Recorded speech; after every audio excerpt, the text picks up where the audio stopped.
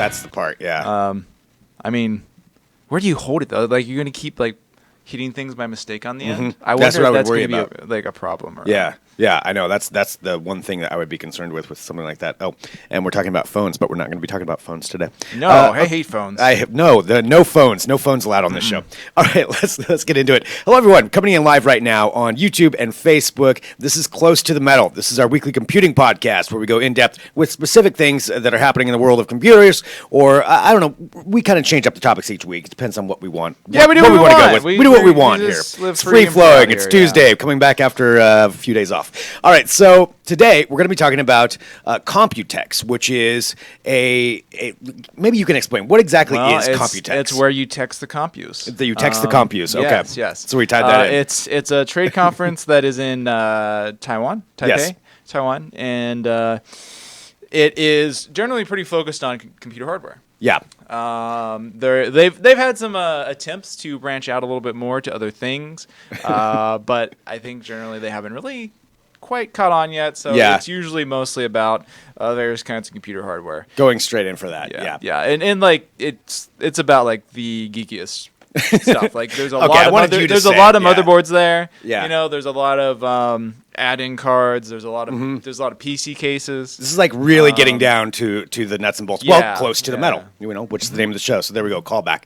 All right, so talking about Computex, but there were some really big announcements that came out of there, and we wanted to get right off the bat here on the show and talk about. By the way, I'm Greg Nibbler. Matt Smith. Okay, there we go. Shaking off the rust from the weekend.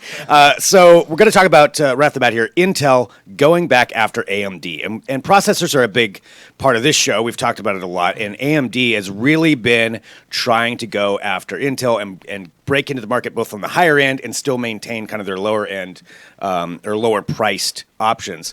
But the AMD Ryzen processors, which was a big topic just a couple of weeks ago, we were talking about those coming out. And now Intel has struck back with their announcement over the weekend, talking about the Core X series. Now, as far as I know, Matt, the Core X hasn't really been a secret. They already had something kind of in that line.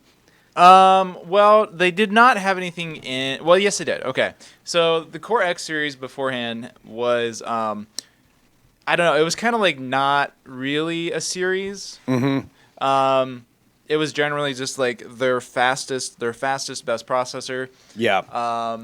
Would be called the X. Yeah, and it started out a long time ago. They did this, and it's just sort of been kind of a tradition. They always have like this processor that's the really high end model, and that's the X. And it gets the X note on it. Okay. But now they have sort of like turned it into a more expansive series of like family of processors. There's let's see, about 10 of them. It looks like, and it goes from something that's a Core i5, which is like a mid-range processor, all the way up to a new Core i9, and Core i9 is new. Yeah, we haven't seen the Core i9 before, with up to 18 cores and 36 threads. Yeah, which is huge. Yes, that is a lot of cores and a lot of threads. So the Core i9, they're branding it. There's the Core i9 Extreme is one of the ones that they've come out with. This, I think that's the 18 core 36 thread one. Is the Extreme version? Yeah, they have so now the top end one, because you got to have an extra letter on that. Right. Like before it was X, and now there's a bunch of X. So now the top one is the XE. Okay. The XE. So the XE. You're adding an E onto it. So in case you didn't think X might stand for extreme, they added the XE in there. Now you definitely are going to be thinking so that's where we're getting the super extreme part from. But Core i9, I mean, that is kind of that is a big deal that they've come out with this. And this is going after Ryzen. I'm seeing some questions and comments come in right now on Facebook and YouTube, and want to hear yours. Ross says i9 is hardly a strike back at AMD. What do you think about that? Do you think this is a bold move to go after Ryzen, or no? Yeah, it's definitely a move to go after Ryzen. Yeah. Like, there's really no question about it. Them coming out with it now is definitely sort of trying to do two things. One is they're trying to take the edge off of these big numbers that AMD is putting up with core counts. Because AMD recently put out this tease for something they were calling Threadripper, which is 16 cores and 32 threads, right. Which was way more than anything Intel had at the time. So now Intel is sort of coming back, and they're like, oh, well, we've got 18 cores, 36 threads, that's even more. But besides that, the X series is also this expanded lineup of chips that have they're unlocked for overclocking. Mm-hmm. And so there's suddenly a much broader range of sort of enthusiast level options. Yeah, because they're for people who for like that. to tweak the processor. Yeah, before you had the K series, and that still exists, but you had the K series, and those were the unlocked ones, and that was like basically 3 processors. And then you had your high end stuff, the X, but that wasn't really affordable for most enthusiasts. With this, you've got them starting. Let's see what the lowest price is. They start at $242 for that Core i5 7640X. And this is part of the X series. Is the Core i5. Yeah, and so that's your entry level, and then you get them going all the way up to $2,000 for the monster chip, which the AMD's processor is not going to be that much. Right. But nonetheless, like you can definitely see where they're trying to take some of the wind out of Ryzen's AMD sales here.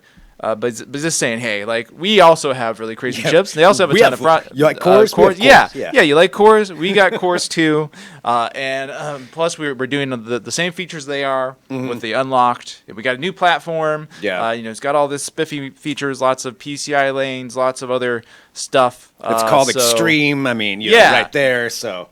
And I really don't think that if Ryzen had come about that Intel would have done this. They're noticing what AMD's been doing. They're acknowledging that they are there just chipping away at wouldn't their be any market. pressure for them to do it Right. otherwise. I mean, they might have actually come out with like something like an 18 core or 16 core or something because they had been edging up like every couple years, add another 2 cores or so. Yeah. They'd gotten up to 10. But with Ryzen coming out, that really put the pressure on them to just release this whole family, and it's really strange. Like we haven't seen Intel add a new family of processors like this in a while.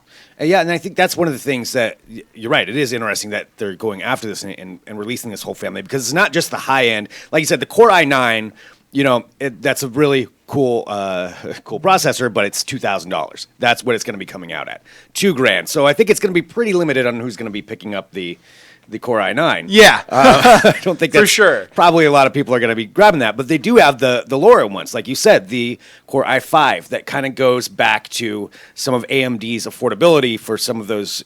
What's in that same price range? The RX 480. So like you got the Core i7 7740X. That's got a boost clock up to 4.5 gigahertz, and you got 4 cores, 8 threads, and it's unlocked for overclocking. That's $339. That's something that's going to go up against like a Ryzen, 1700X, 1800 series processor, and it's going to be something that's going to be it's going to be compelling, I think. In the same way that a Core i7 7700K is already compelling, Intel's basically going to say, hey, like. In this case, we've got less cores, sure, but they're also going to be saying like, but we are still unlocked for overclocking, and we have higher clock speeds. Yeah. So they're going to be pitching that pretty hard, probably to gamers especially. Also, there was VR on the box. They're going to be pitching this as a VR thing. Yeah, it's definitely going to be interesting to see how it ends up stacking up. Seeing some comments coming through here, too. Again, we're live on YouTube and Facebook if you're watching via that way. And so let us know what your questions, comments you have. Taking a look here. Let's see. Dallin Cup says, I bought into the Intel hype to only realize the i7 Extreme isn't that great. So I don't know. Hard to say. I mean, yeah, none of this stuff, like this was just announced. None of it's been reviewed. There's definitely... something that's maybe going to have some enthusiasts just be kind of disappointed is that we are looking at processors that are based on current and older architecture, so Kaby Lake and Skylake. This isn't a new architecture. We're not getting a new architecture for a while. The 8th generation's the end of year, probably at the earliest. They talked about that a tiny bit at their keynote, Intel did. Yeah. But right now, like, this is basically current generation stuff. And if you already have, a Core i7 7700K or 6700K or 5700K, this too is something that you're probably going to be looking at and saying, Yeah. I don't. Is it a big enough improvement? I don't need to upgrade to this. Yeah. Quite yet. So that's kind of where we're at. So that's talking about the Intel's announcement about the Core X series from Computex, and we're getting into some other things too that were announced at Computex. We're going to talk about some AMD stuff as well. I want to remind everybody too, if you're watching, let us know your questions, comments. Some people agreeing, disagreeing on which side thhere on as far as AMD or Intel. Oh yeah, yeah. Shockingly, that's what's great though. Is like we have sort of this competition going on now that's pretty legitimate. Yeah, where that hasn't really been around before. Yeah, like there are. In our testing, we were like, Ryzen is great for certain situations and not as good as other situations. But overall, actually, both of these processors, AMD's Ryzen and Intel Core i7, like if you get either of those into your system and you're doing a variety of tasks, probably you're going to be fine for pretty much anything that you would normally do. And that's great. That wasn't always the case. It used to be that AMD processors were actually like pretty not great for certain things, including gaming. Yeah. And now, like if you want to buy that AMD processor and you want to get their platform, it's totally cool. Like you can do that. So yeah, you could do it and not worry about any functionality going down the road. It's a legitimate processor. So AMD versus Intel, that's kind of what we were talking about here at the beginning, going through things that happened at Computex. So maybe we should jump to some other AMD news since we are talking about Intel. AMD. And one of their announcements was that they are now going to be included. I guess this is Dell that really made the announcement. Yeah, I mean, this is a Dell announcement. It's a Dell announcement. But it's important for AMD. But Dell has 3 new desktop PCs that are coming out that are using almost exclusively AMD processors and GPUs, which is a pretty big score for AMD, I would think, at this point. Yeah. The big one is the Inspiron gaming desktop, which is a new desktop from Dell. Dell has been kind of doing this funny thing lately where they've been introducing gaming stuff into their lineup again, which is funny because Dell owns Alienware. But they have this whole branding thing where they don't want the affordable stuff to be Alienware branded, basically. Okay. So now you have Dell Inspiron Gaming. And, this is it starts at $600. Which is a decent price. Which is a very decent price for a gaming desktop. And the entire lineup is AMD processors. It's mostly AMD video cards, although you can also get a GTX 1060 if you want, and NVIDIA GTX 1060. I think that's the only one that's not an AMD option, I believe. Yeah, I could be wrong about that. All the other processors and all the other video cards are AMD options.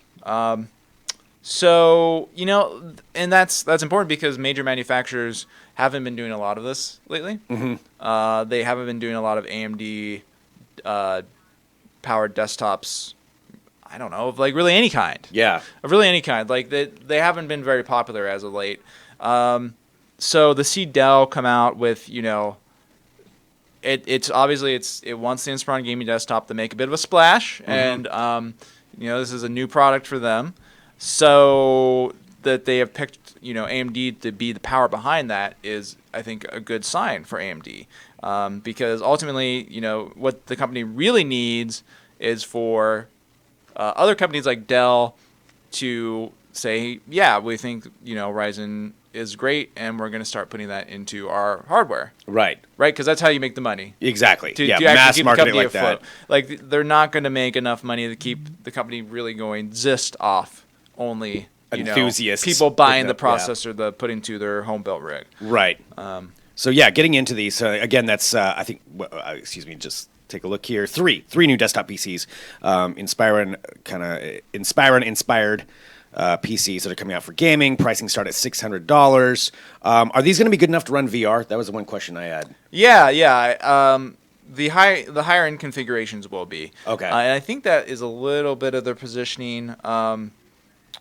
Because, so the lowest end graphics card you get on this is an RX 560. Okay.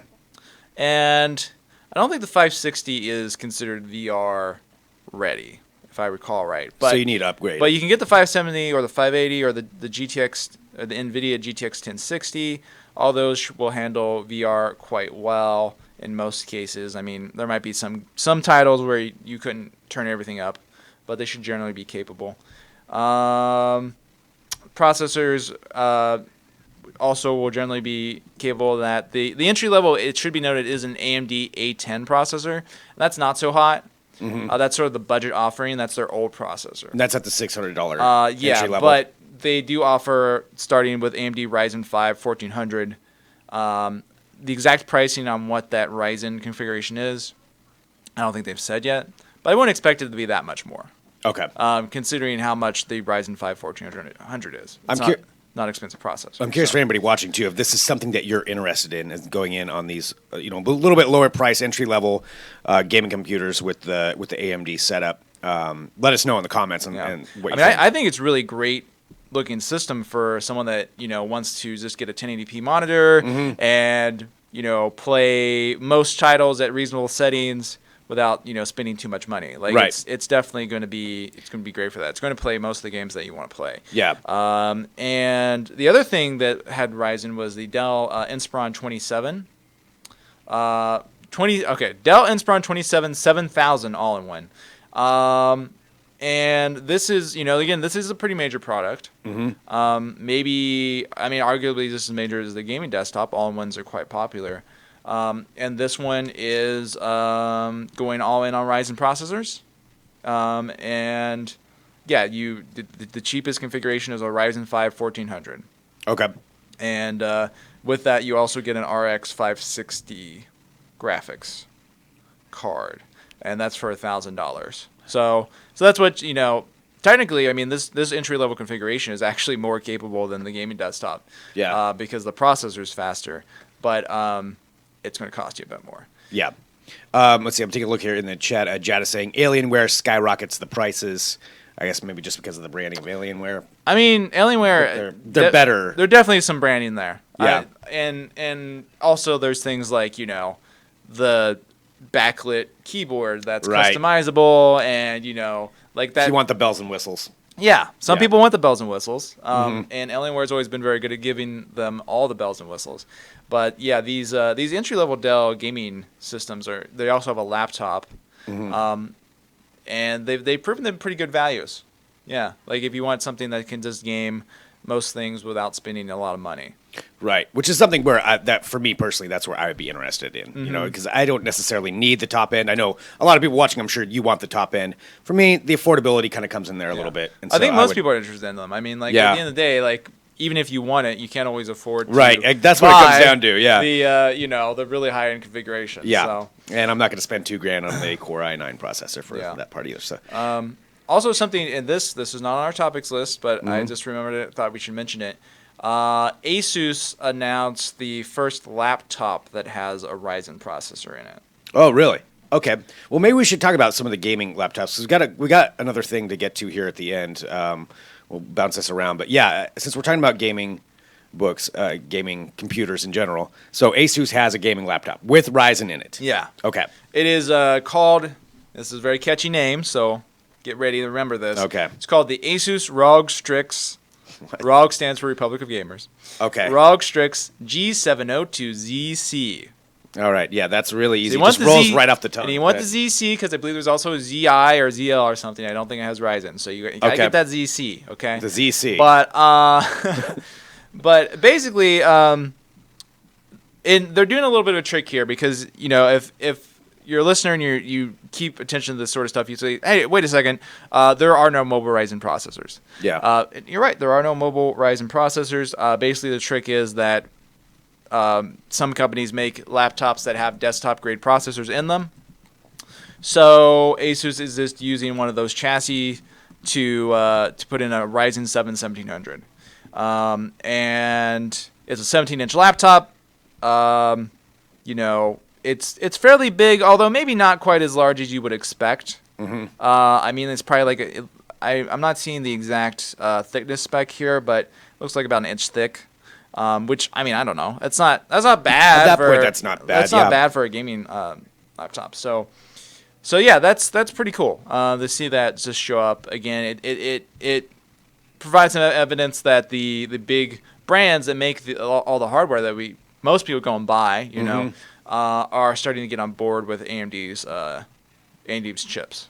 Yeah, so that's great for them. So AMD seeing a lot of them, like you just said, involved in a lot of different places. And we have been talking about Intel versus AMD, kind of covering some of the announcements we've seen so far from Computex, which is going on in Taiwan right now. And so Intel versus AMD, we have the Intel Core i9 processors we've been talking about. We've got AMD being included in Dell's 3 new desktop PCs, and now Asus with their gaming laptop using Ryzen in it.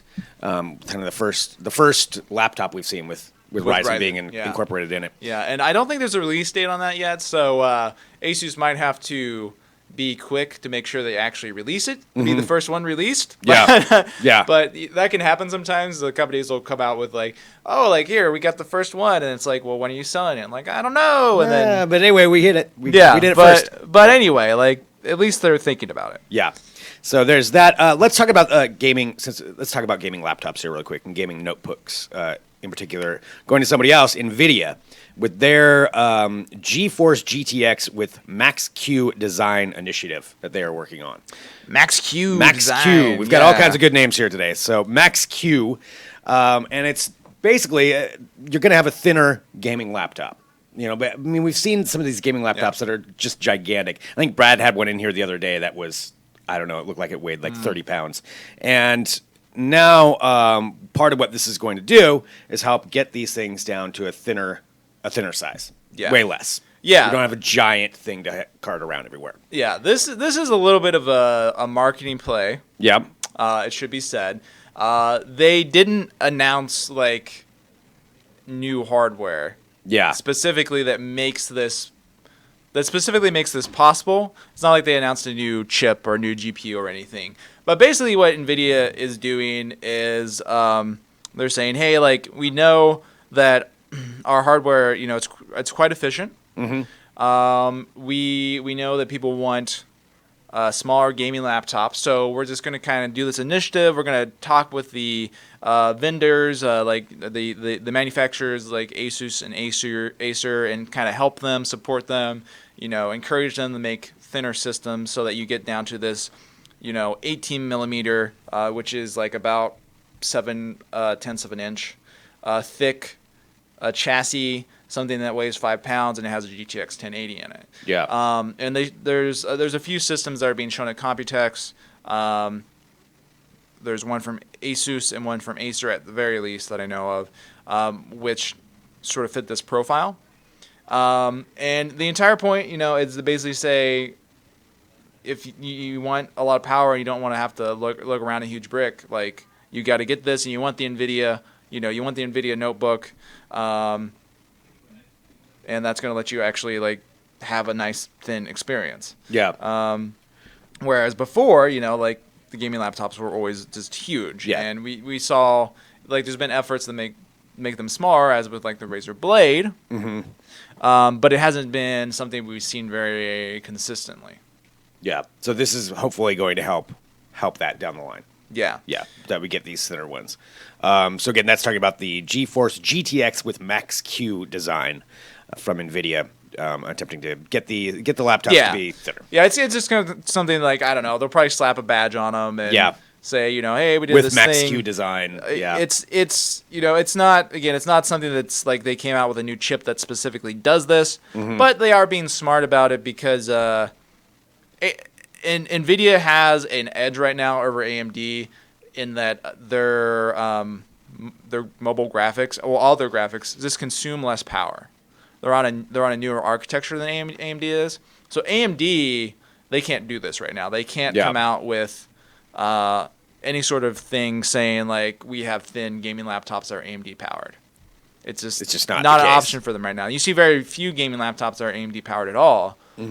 Because they're still sort of lagging in their production of mobile GPUs and competitive mobile GPUs. So, just kind of NVIDIA.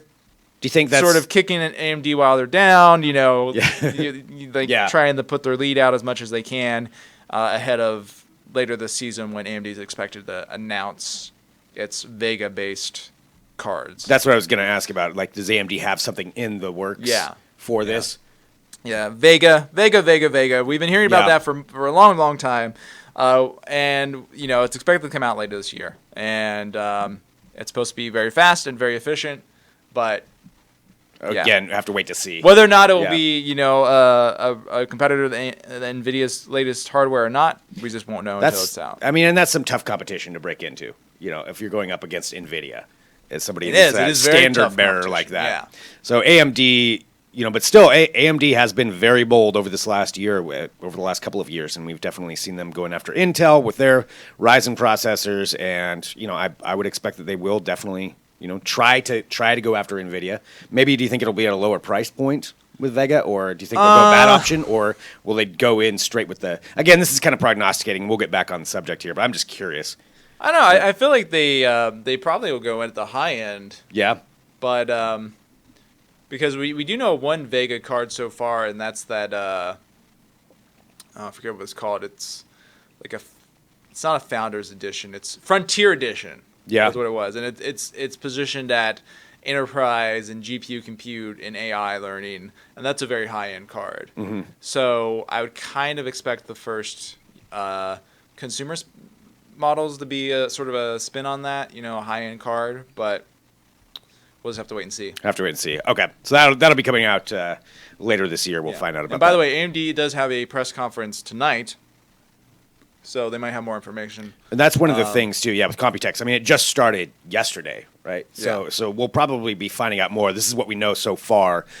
There's one final thing. There's a lot of stuff. You can follow all the details at digitaltrends.com. You can check out everything that's happening over there at Computex. There was one other thing we wanted to get to, and we started off talking about Intel with their Core X series. Let's do one other thing that Intel's got going, and that's something called the Compute Card. And Matt, I'm going to need your help on just explaining exactly this, because we're just seeing this come out.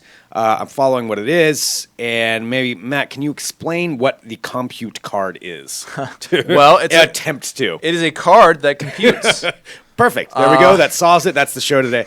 It's in the name. It's a card that computes. Yes. Basically, if you look at the, if any listeners out there, if you've got the opportunity to look at it, it's basically a credit card size sort of thing. It's not quite that thin, but the overall profile is about the size of a credit card. The thickness is a few tenths of an inch.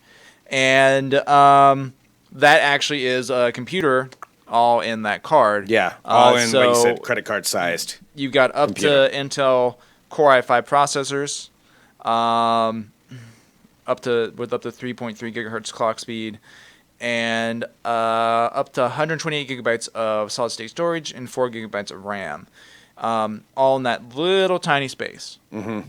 And that's pretty cool. Like that's basically a fully functional computer for most people at that point. Yeah. It's something that if you're doing your everyday stuff, you were browsing the web, doing some Word docs, doing some Excel docs, watching some movies, you can actually totally get by on that amount of power. One of the things I noticed they were talking about it is just how it's going to be interchangeable in a lot of different devices. So this Intel Compute Card, some of the demonstrations they gave are just showing different monitors or even some smart home devices. Yeah. They're saying like down the road you would just change out this card to do the upgrade and have a completely upgraded system. Yeah, and that's what Intel would like you to do, right? Because I got to get the new Intel Compute Card. Intel does this all the time. What they do is they come out with something like a Compute Card, and it's not that Intel wants to make these things themselves in their entirety and sell them. Yeah. That's not the play here. The play is that they want to introduce this thing and that it looks very innovative and very interesting. And then other companies will see it and say, we need to use that. We can do something with this. And obviously, you can kind of understand what Intel's getting at here. Putting this much computing power into something that's small means you could fit it pretty much anywhere you wanted to. Mm-hmm. Any sort of IoT device, you could put it in drones, you could put it, wherever. And they did sort of the same thing with their old Intel NUCs. If you remember those, they were these little little computers that came out. So they're starting around 4 years ago, and the thing was the size of a little HD TV set-top box or something. And they were just sort of a highlight of how much power you could fit in a small space.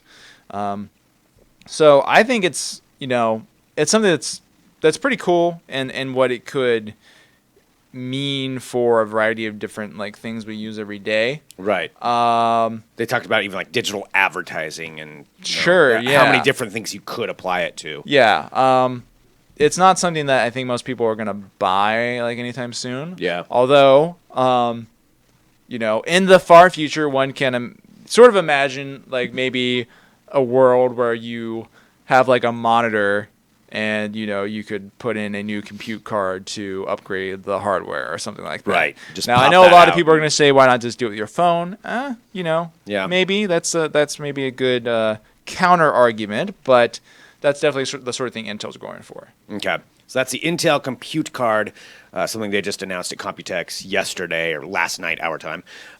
So go ahead and you can check that all out at digitaltrends.com. So as we're starting to wrap up here, just wanted to quickly go back over a couple of things that we talked about from Computex. Again, the overall question that we had for this episode was, do you think Intel's Core i9 will be AMD's Ryzen? It's kind of gone back and forth here in the chat as far as people, what they think about it.